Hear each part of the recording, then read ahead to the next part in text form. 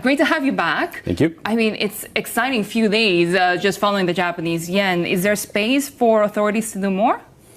Yes, I think this time the authorities are determined to really break 155, the key level. If they fail this time to break that level, then I think the market will see, the authorities have exhausted policy options. So the fact that they started this intervention means they are strongly determined to alter the market demand-supply balance. And I think that change will happen once 155 is broken. And also, it's a coordinated intervention. No, right? I was going to say, I mean, aren't the stakes higher now that the U.S. has gotten involved? You have joint intervention for the first time in 15 years or so? Exactly. So the cost of failure is pretty big this time.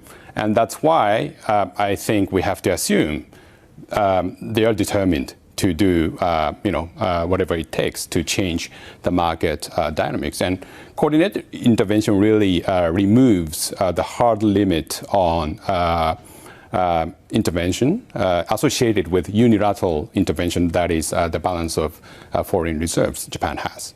Not to mention that you can also have that Fed tool where you can borrow as much as, $60 billion a day without selling treasuries. Does that sort of lessen the burden on Tokyo and also relations with Washington? Yeah, exactly. So, we don't know how this will be used in practice, but I think the market now knows Japan is willing to use this facility. The U.S. is willing to, let Japan use this facility. And, the biggest, one of the biggest, the side effects of intervention is that Japan might have to sell a large amount of U.S. treasuries, and that could destabilize the bond market in the U.S., which could also spill over to Japan as well. So I think, this facility definitely helps. And I think Japan can probably do more than otherwise. Why use the euro, which is speculated right now, instead of the U.S. dollar if the U.S. actually went ahead and did that? Was it trying to not to weaken the greenback, and what are the implications of this? That's a very good question. I don't fully know the background, but maybe the U.S. would not want to sell U.S. dollar. But I think maybe a bigger implication could be that it could be a coordinated effort across Japan, U.S., and maybe broader G7 community, because the fact that U.S. selling euro implies Europe might have been noted, given a notice in advance. So yeah. I mean, how much pressure does this put on BOJ Governor Ueda when you have the United States, who's also in the past said that monetary policy should be left alone, in a way implying that they actually need to hike at this point? Yes. So the BOJ is a key factor, right? So one argument is that stronger yen reduces pressure of the BOJ. But I think, the argument should go the other way, because short term, maybe they will succeed. But longer term, it is true. Intervention is not effective because they cannot, continue indefinitely, right?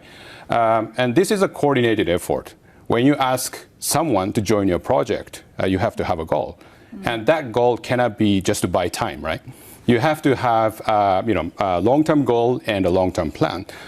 So I think Japan should have a more comprehensive policy response beyond FX intervention. And as you said, Secretary Bessent has historically argued that BOJ rate hikes are needed and effective to support the Japanese yen.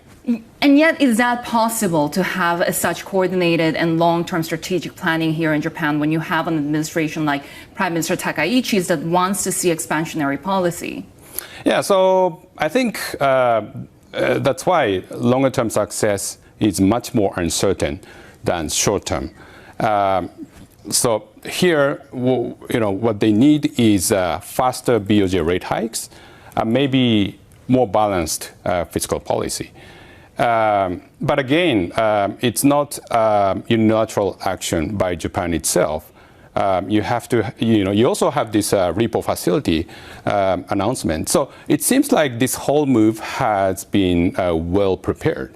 And from that perspective, I think there's a stronger case that Japan will respond in a more comprehensive manner than otherwise. Is that why you think your year-end target for the yen is still low 150s? Well, my argument, so we changed our bearish yen view in May to a constructive one. And our argument is that, the balance of payment has been improving, quite a lot for Japan, for the Japanese yen over the past year. And that should prevail once the market recognizes that dynamics. And I also think there's a little bit of a gap between the actual factor behind the yen weakness and the market's view.